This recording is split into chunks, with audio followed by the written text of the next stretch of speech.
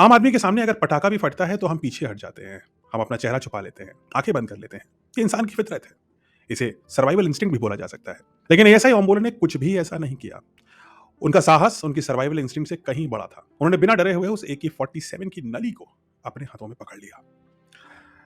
बंदूक की नली उनके शरीर की तरफ थी और कसाब की उंगली ट्रिगर पर।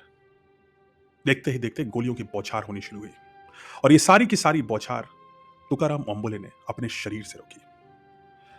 ये सब होने के बाद भी, कई गोलियां खाने के बाद भी और एक असॉल्ट राइफल की कई गोलियां खाने के बाद भी उन्होंने अपनी पकड़ ढीली नहीं करी। वो AK-47 पकड़े रहे, जोर से जकड़े रहे।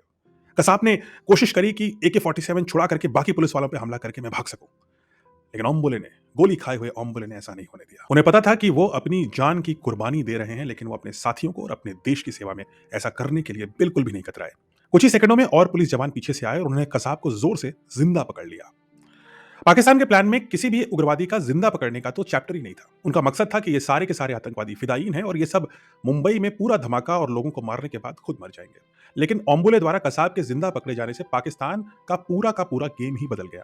कसाब को जेल में रख करके इंटरोगेट किया गया तो पता लगा कि वो एक पाकिस्तानी नागरिक है। उसने ये रिवील किया कि उसकी पैदाइश कहाँ की थी, वो कहाँ बड़ा और किसने उसको आतंकवादी बनाने की तरफ प्रेरित किया। उसने ट्रेनिंग सेंटर्स की लोकेशन से लेकर के पूरा ऑपरेशनल प्लान भारतीय पुलिस और भारतीय मीडिया के जरिए पूरी दुनिया में फैला दिया और यह बात साबित हो गई कि पाकिस्तान ही दुनिया में आतंकवाद का केंद्र है।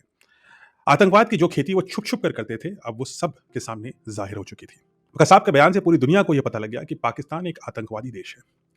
अगर हमारे वीरतम पुलिसमैन यानी तुकाराम ओम्बोले उस समय बंदूक की नोक को अपने शरीर में पॉइंटेड देख करके उस गोली की बौछार को अपने शरीर से रोक करके, उसके बाद भी, ये सब होने के बाद भी बंदूक पकड़े ना रहते, तो शायद कसाब हमारी गिरफ्त में ना आता। और इसीलिए एएसआई ओम्बोले की कुर्बानी ने सच को दुनिया के सामने ला दिया।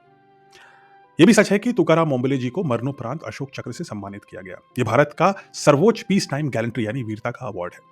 26 जनवरी 2009 को जब राष्ट्र ने सम्मान दिया गया, तब उनकी पत्नी तारा ओम्बोले ने यह पदक अपने हाथों में लिया। वो वाकया भी आंखें नम करने वाला था। उनकी आंखों में आंसू थे और दर्द भी था। अशोक चक्र का वजन सिर्फ धातु का ही नहीं था, वह एक पति की कुर्बानी का वजन था। वो एक पिता की अनुपस्थिति का वजन था। एएसआई ओम्बोले ने अपने परिवार को खो दिया, लेकिन अपने उससे भी बड़े परिवार यानी अपने देश के लिए वो कर दिखाया जिसके लिए उन्हें हमेशा हमेशा याद रखा जाएगा।